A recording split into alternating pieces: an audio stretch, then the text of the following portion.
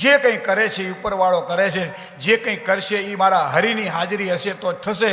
આ પવિત્ર એક ભાવ જ્યારે મનુષ્યના જીવનમાં કેળવાય ત્યારે આ ત્રિકાળ સંધ્યા છે. સવારમાં ઉઠીએ, હાથનું દર્શન કરીએ.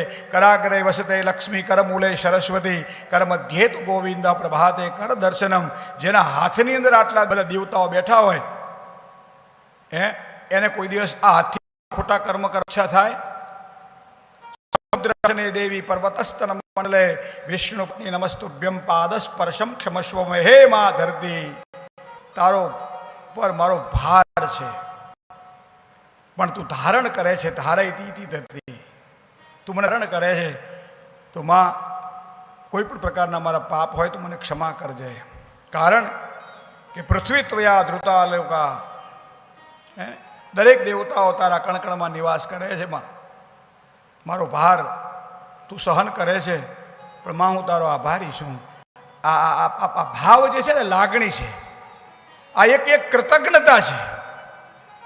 કોઈ પણ વ્યક્તિ નાનકડી વસ્તુ પણ આપણને પ્રદાન કરે, ભેટ આપે તો આપણે એને થેન્ક યુ કહીએ છીએ. પણ ભગવાને સરસ મજાની 2 આંખો આપી, આપણે એને થેન્ક યુ કીધું નથી.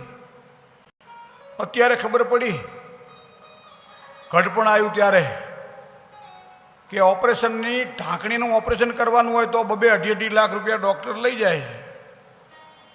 ખબર નહીં ઓછા થતા હોય વધારે થતા હોય, ઢાંકણીનું ઓપરેશન જેને કરાયું એને ખબર. પણ છતાંય દુખે તો છે પાછું. અને છતાંય આપણે ડૉક્ટરને થેન્ક યુ કહેતા હોઈએ છીએ કે ભાઈ તમે સરસ મજાનો મારો પગ કરી દીધો.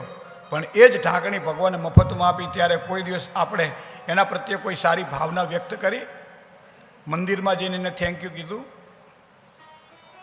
બસ આ જ કથા છે. મારો તમારો જીવનનો થાક ઉતારી નાખે. કને કથાનું દોગર નાખો એટલે થાક, જીવનનો થાક ઉતારી નાખે, એનું નામ કથા છે.